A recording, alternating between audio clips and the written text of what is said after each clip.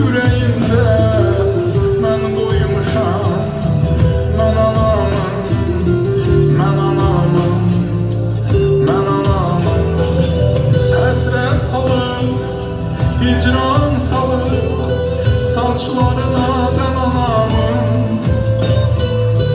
Arzularım ürəyində mən qoymuşam, mən anamın, mən anamın, mən anamın. Gözlərim yaşlı, ürək əsrətdə, ağlarım hər gün, gecə xəlvətdə. Sən demə varmış bu da qismətdə, ömrümüz keçdi, getdi qürbətdə.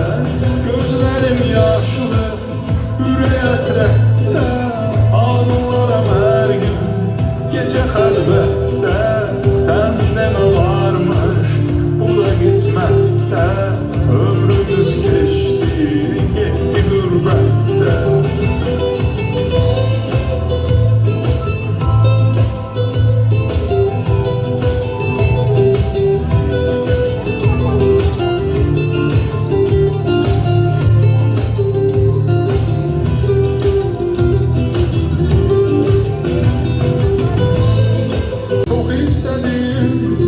Çok çalıştım, yüzü olsun şan anamın.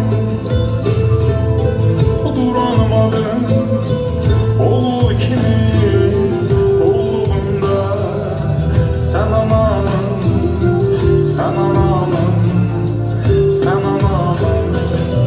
Çok istedim, çok çalıştım, yüzü olsun şan anamın. Duranmadım, oğul kimi oğlumda. Sen anamın, sen anamın, sen anamın.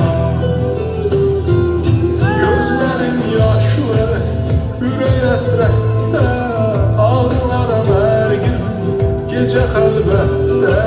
Sən demə varmış bu da qismətdə, ömrümüz keçdi, getdi qürbətdə. Gözlərim yaşlı, ürək əsrətdə, ağlarım hər gün, gecə xəlvətdə. Sən demə varmış bu da qismətdə, ömrümüz keçdi, getdi qürbətdə.